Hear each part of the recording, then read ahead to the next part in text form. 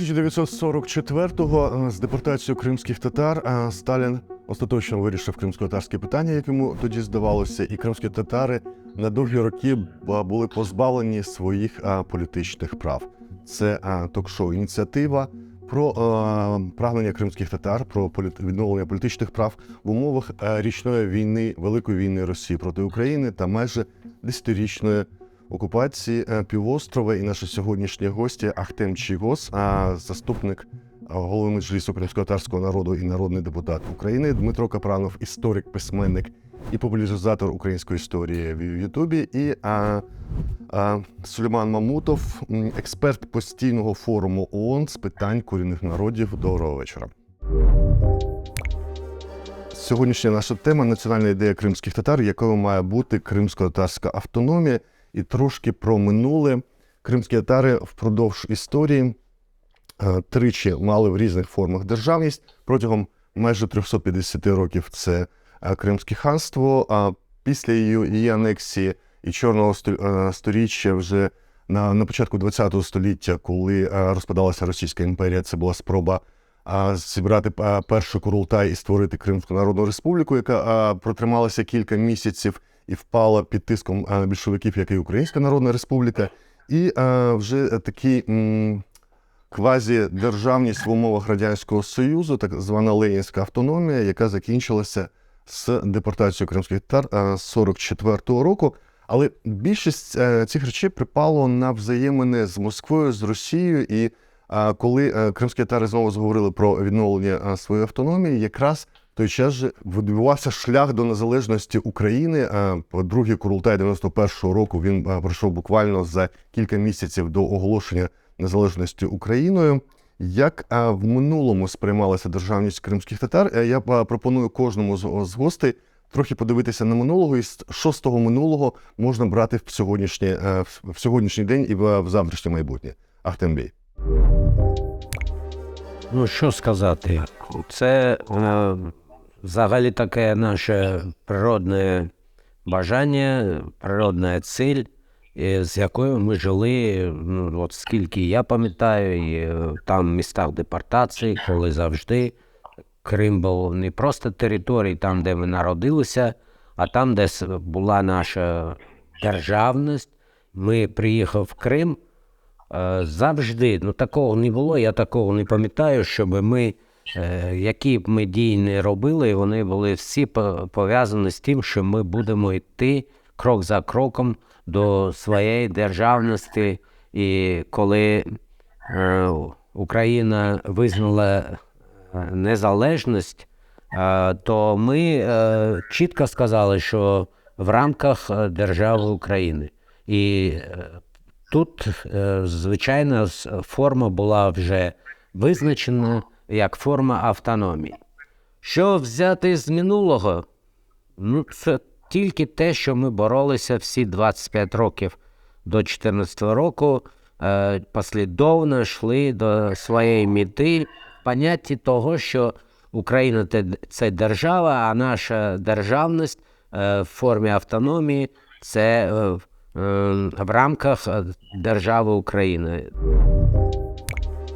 Якщо подивитися в недалеке минуле, часи проголошення незалежності, то єдиним послідовним таким підтримувачем кримсько-татарської автономії був рух на чолі з В'ячеславом Чорноволом. Але в самій українській історії міфів про кримських татар, чи це спотворення було 20-го сторіччя, чи так воно історично склалося, теж багато страхів було пов'язано з Кримом. Ви популяризатор науки, історії і багато чого приділяєте і періоду Кримського ханства, і зацікавленням дивився на ханську Україну, якою ви пояснювали українцям, що ханство це Україна має сприймати як власну державність в тому числі.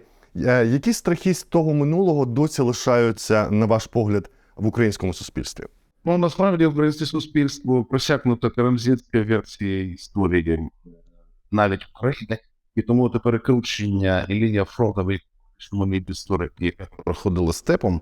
І з однієї сторони, значить, абсолютне зло – це кримці, а з іншої сторони, абсолютне добро – це там козаки чи якісь там, протиукраїнці. Оцю лінію фронту треба стирати, і треба стирати із двох сторін, з обох сторін, і в тому числі, на жаль, в голови кримців ця лінія фронту теж забита. Але насправді, от ви запитали, що треба брати в майбутнє, а насправді дуже є, що брати в майбутнє, і ви вже берете. Тому що Кримське ханство – це така була дуже цікава держава, в якої, крім власне Крима, не було території, яка б мала кордони. Тобто, насправді, Ногайські орди – це Одеська область, сучасна Миколаївська, Херсонська, Запорізька, Донецька, Луганська і Придністров'я – це все територія Кримського ханства. І одночасно на цій же території було військо Запорізьке, яке теж мало власну протидержавність. І оце вміння, по-перше, для кримців Ногаї були все-таки трошки зовнішнім елементом. Вони зуміли з ними утворити врешті одну державу, один народ, об'єднатися в етнічному плані. По-друге, дуже мудра політика центральної влади, яка вміла керувати землями в таких непростих умовах, коли з меншості вони завжди керували. От кримців хитрість була така. І навіть Ілля Челебій, коли пише про це 17 століття, про перепис в Криму, то він, це Кримське ханство чи Крим сперечається, але він зазначає, що кримців меншість таки була. І ця меншість завжди керувала на цій території, вміла керувати з позиції меншості. Це дуже круто. Якщо ви згадаєте Кримську Народну Республіку проголошену, то вона теж не територіальним була утворенням, тому що не було території, де повністю панували. Були, на жаль, тоді вже в досить поганому стані вже виселені і знищені території традиційного проживання кримців, а було дуже багато територій, де жили, власне, не кримці. І оцю вміння самоорганізовуватися в таких нелегких умовах, де інший би народ просто зник, ви пронесли, і сьогодні його символом є меджліс. Політична організація, дуже структурована, в якій не треба мати членство, який є провідною політичною організацією народу, і авторитет якого визнають не менше, ніж авторитет держави. Ви ж, звичайно, є кримці, які не визнають меджліс, але є і українці, які не визнають української державності. Тобто, насправді, оцей меджліс, який сьогодні працює і який, так мовити, є політичним представником кримців, це і є найкраще, що ви зуміли взяти із історії. Це і є ваш інструмент, який може забезпечити, і дай Боже, іншаллах, забезпечить майбутнє світле кримців. Тобто майбутнє кримців як народу, як політичного учасника дуже залежить від вміння використовувати історичний досвід і забрати його з собою в майбутнє. Сулейман, питання автономії, воно тягнеться скажімо так, неперервно з 60-х років ХХ століття, ще в засланні, з питань відновлення саме тої ленінської автономії 21-го року, жовтня. Це був такий компроміс більшовицьких окупантів і тої частини Міліфірка або кримсько-татарського національного руху, яке не спромоглося врятувати незалежність і піти на співпрацю, щоб хоча б в такій формі отримати автономію. І далі воно перейшло в пострадянський час, в автономію не соціалістичну, але все ж таки автономію кримських татар. Наскільки це вдало тягнути цю ідею, тим більше, що ці автономії сприймаються як пострадянські. Якщо ми подивимося на радянські автономії або на китайські автономії, вони завжди були компромісами з національними елітами для того, щоб потім пізніше все ж таки або русифікувати, як це відбувається в Росії і зараз з автономіями, які формальний вигляд мають, або як в Китаї, китайський Синьцзян-Уйгурський автономний округ абсолютно не є відповідністю сьогоднішнього уйгурського самовизначення. Чи ця форма вдала, і які форми для корінних народів, на ваш погляд, з минулого можуть бути вдалими сьогодні або завтра? Само по собі міжнародне право, наприклад, воно не містить якогось універсального визначення, і серед серед дослідників немає якогось, знаєте, консенсусу щодо того, а що таке автономія.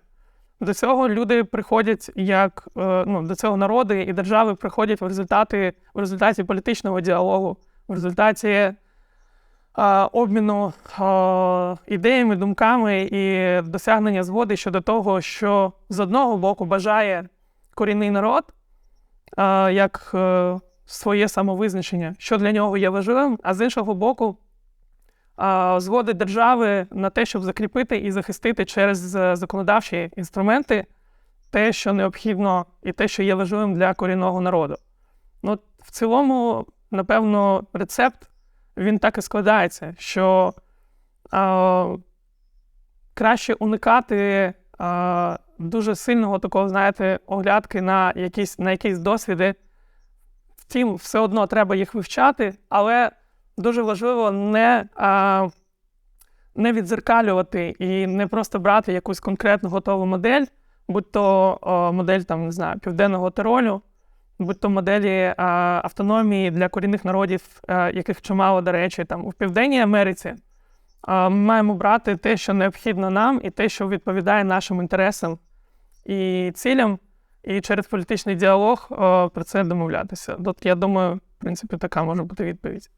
Є поняття міжнародного права в плані захисту прав корінного народу, де є чітко прописані зобов'язання той держави, на території якої ти знаходишся, і стосовно той території, де ти маєш розвиток своєї державності в минулому, і як території, де народилася ця нація.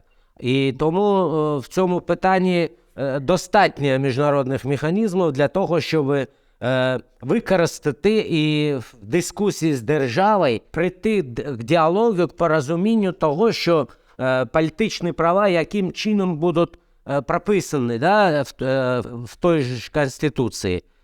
І в цьому аспекті є, скажімо так, є такий дуже тривалий діалог. І я думаю, що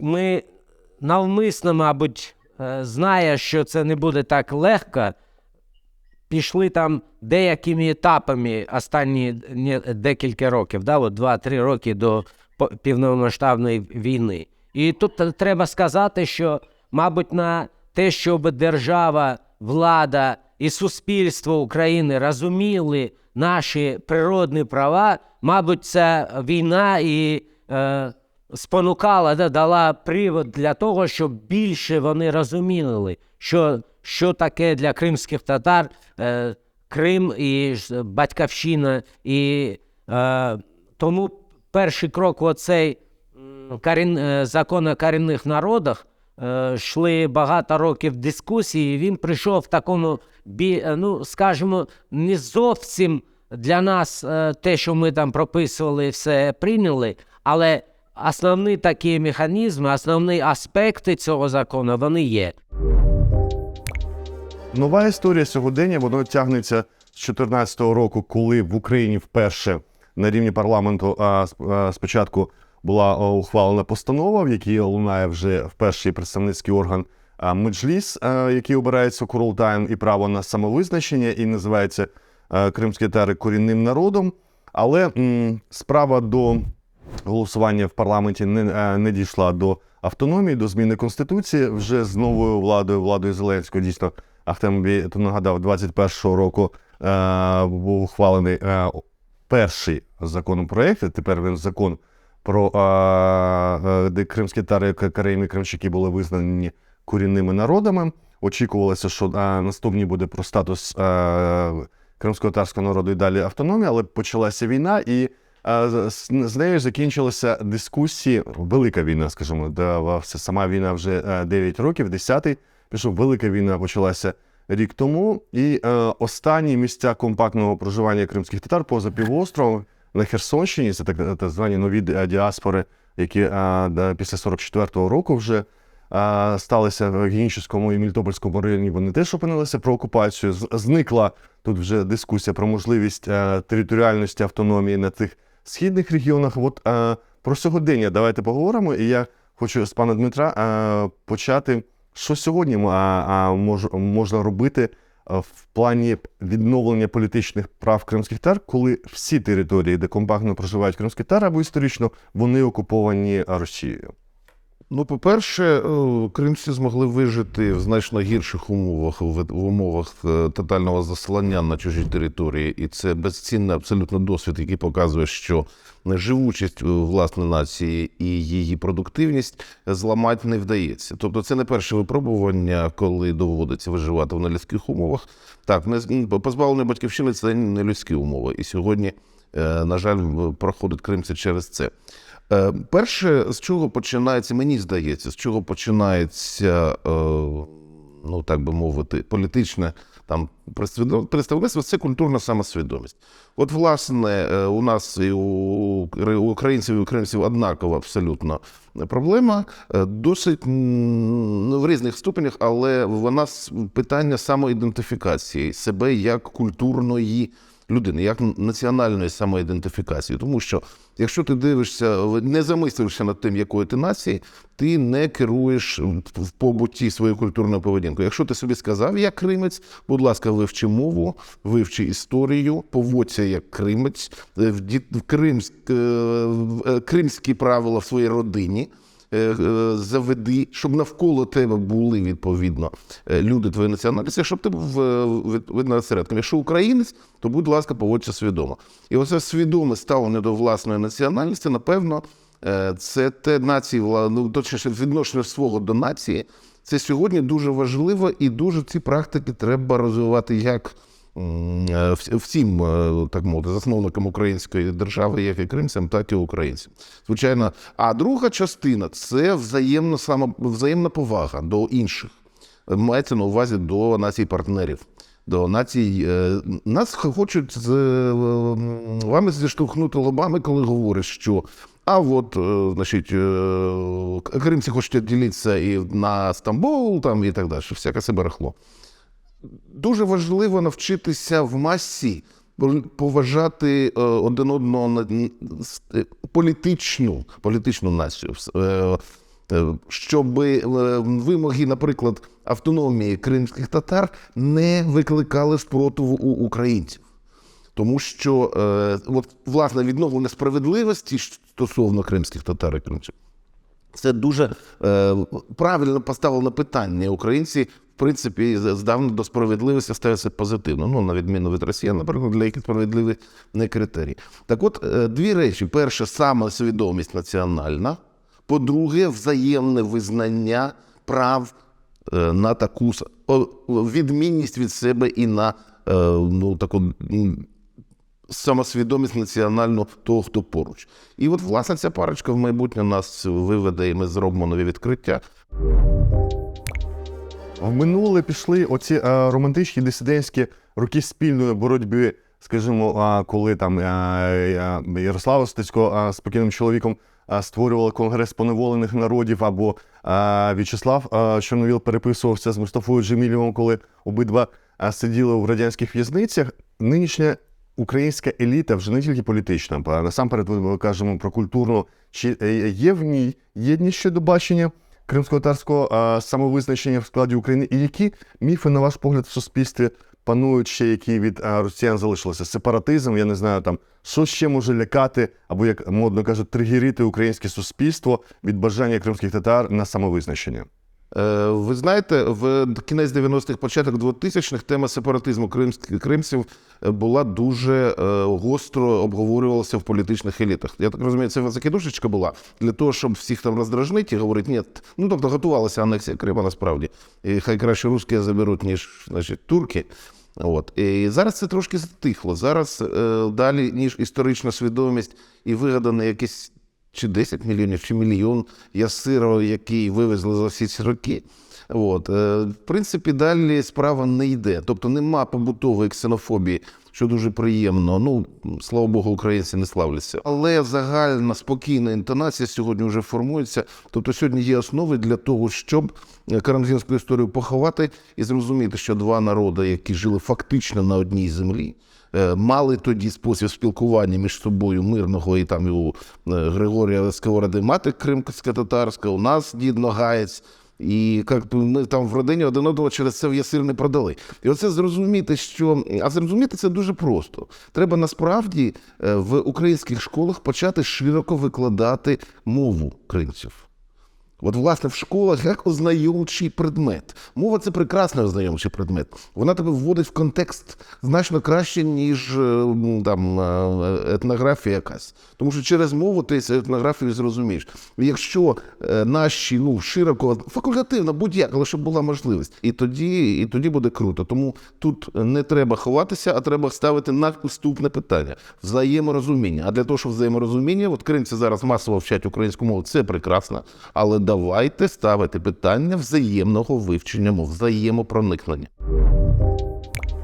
Пане Ахтеме, ви стали депутатом вже тому в складі парламенту, який і ухвалював закон про корінні народи. І от як, на вашу думку, на ваше відчуття, ви всередині цього парламенту, міняється або мінялося за ці роки ставлення до кримсько-татарської проблеми? Тому що коли за цей закон проголосувало понад 300 депутатів, конституційна більшість, було тоді враження, що на рівні політичному, принаймні, всі фракції парламенту, всі розуміють, навіщо це, і зробивши перший крок, готові будуть робити другий крок. Чи готові ви нинішній політиком до другого, третього кроку з визнанням права кримських татар на самовизначення і на відновлення своєї автономії в складі України? Так, ми до прийняття цього закону декілька 6-7 постанов по Криму приймали, і завжди за 300 були голоса. Тобто відчуття того, що до Криму увага зовсім інша, і розуміння того, що держава має якийсь там обов'язок або, скажімо, борги, тому що так сталося, що першим втратили захопили Крим, і оце якби над умами, головами воно висело. Але як тільки ми починаємо таку теорію або такий напрямок розглядати, що треба ще дискутувати, всім доносити, що це нормально, що кримські татари будуть отримувати автономію, що це зміни нормально, ніякого сепаратизму не буде, щось там ще не буде. Я вам відверто скажу свою думку, це шлях нікуди. Це обов'язок держави. В парламенті, коли ми приймали цей закон, звичайно, там не було так, все залежало від монобільшості. Да? І ми тут чітко побачили, що монобільшість, мабуть, там не всі це хочуть голосувати, розуміють, що підходять до тебе і кажуть, що вони всі розуміють, але поки не було політичної волі в руководстві і у влади, я не думаю, щоб вони так стайно проголосували. Тобто влада показала свою відповідальність в цьому питанні. Питання до Сулейманбія. Два саміти Кримської платформи було. Один 21-го року, установчий, а другий вже під час цієї широкомасштабної війни, Великої війни. І в жодній резолюції питання кримсько-татарської автономії не пролунало. Є там інформація про те, що в експертному середовищі українському нема спільного погляду на цю тему. Чи самі кримські татари зробили все для того, щоб тема кримсько-татарської автономії була зрозуміла в Україні? Мені здається, що кримці як народ зробили чимало для того, щоб донести свою позицію. І сам той факт, що незважаючи на, можна казати, чому саме після 2014 року була прийнята постанова Верховної Ради, тим не менш є факт, що є постанова, є закон про корінні народи України, є вже 2 постанови Кабінету міністрів України, які спрямовані на те, щоб виконати певні положення цього закону. Мені здається, що це все можна розглядати також як, знаєте, такий певний результат діалогу, який кримці як народ проводять з українською державою.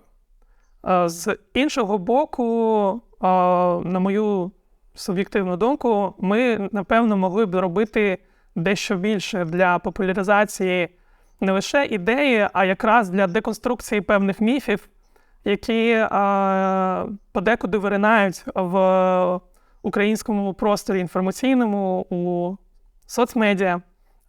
От мені здається, що в цьому питанні, в цій сфері популяризації певних концепцій, в доведенні інформації, яка б була спрямована на те, щоб протистояти міфам, які, на моє переконання, видаються як результат гібридної діяльності Російської Федерації, отут ми могли б робити більше, і це в цілому було б корисно і для нас самих проговорювати ще раз і, може, осмислювати по-новому.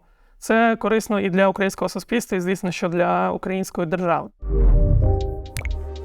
Зараз, коли війна ще не закінчилася, багато матеріалів от останнім часом я бачу, і від Павла Казаріна побачив, і Валерій Пекар, який був в нашому ефірі, про те, що зараз під час війни вже треба говорити про те, якою ми бачимо Україну після цієї війни, про що треба домовлятися, і про Валерій Пекар так само каже і про Крим і кримських татар. От я хочу дати вам можливість кожному відповісти на це питання. От кримсько-татарська автономія в складі України в недалекому майбутньому. Пан Дмитро сказав про потребу мови, і він вважає, що взагалі в Україні треба вивчати кримсько-татарську мову. Якою має бути статус мови? Чи потрібні квоти для кримських татар в цій політичній автономії? Як меджліс і Курултай мають вписатися в державні органи влади? І яка роль для інших корінних народів має бути в цій автономії? Давайте, пане Ахтеме, давайте з вас почнемо. По-перше, я думаю, що зараз те, що ми робимо тут,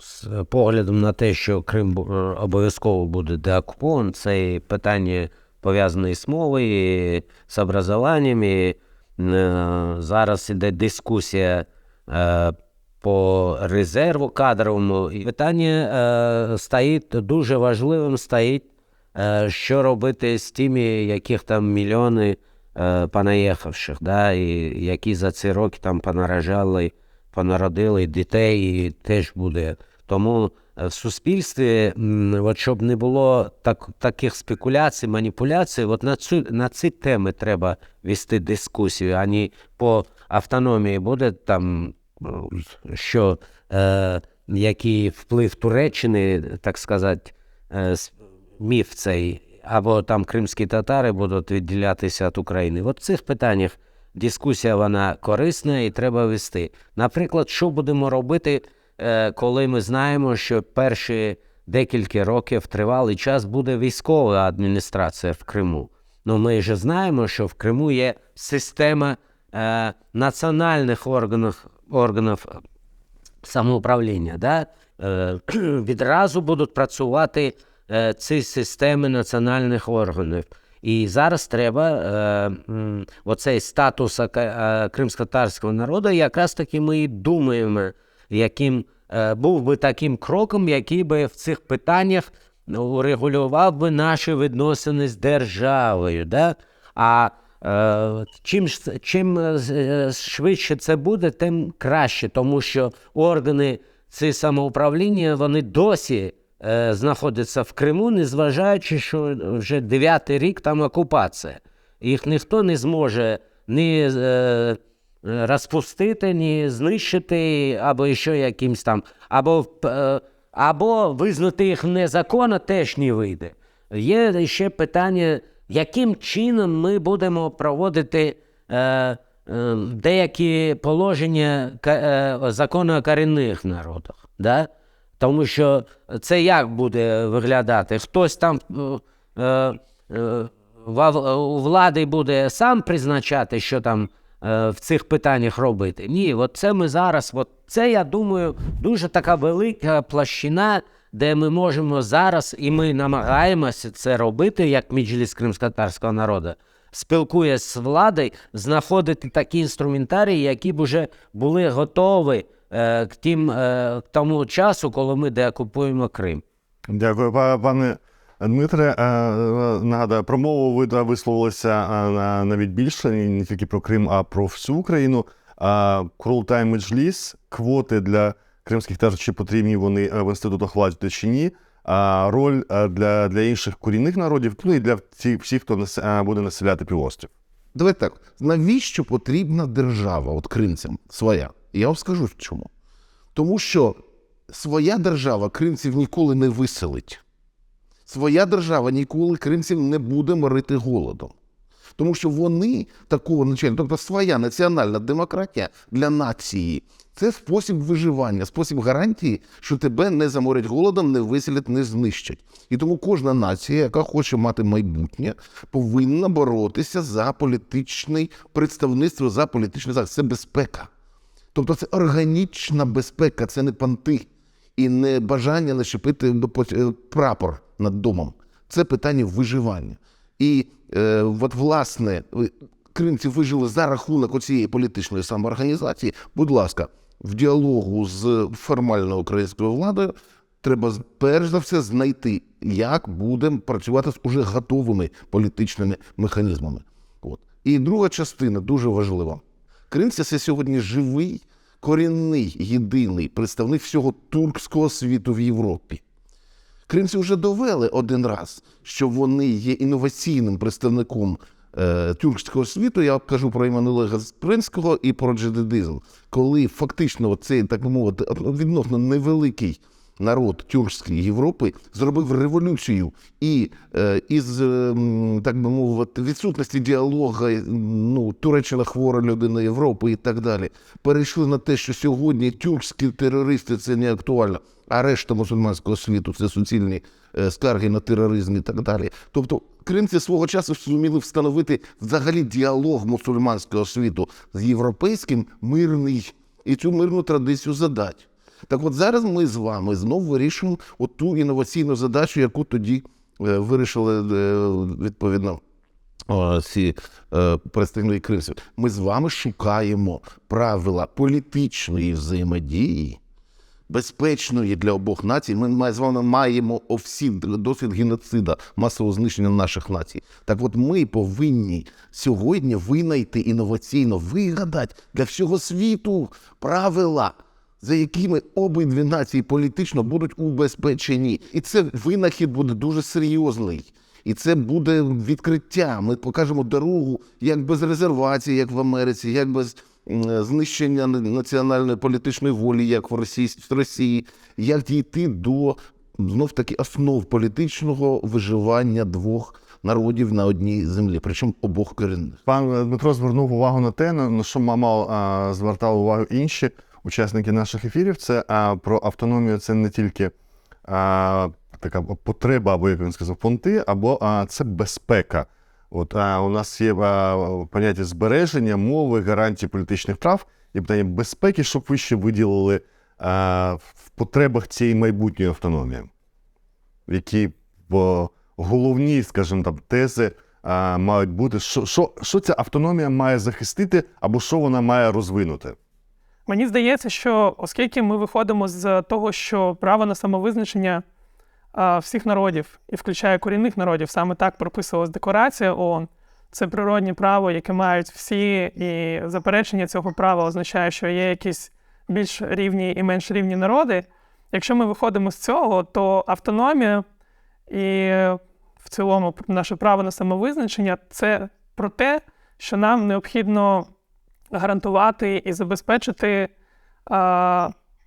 бачення майбутнього Криму, бачення розвитку Криму в усіх питаннях, які взагалі можуть бути під час проведення політик на території півострову.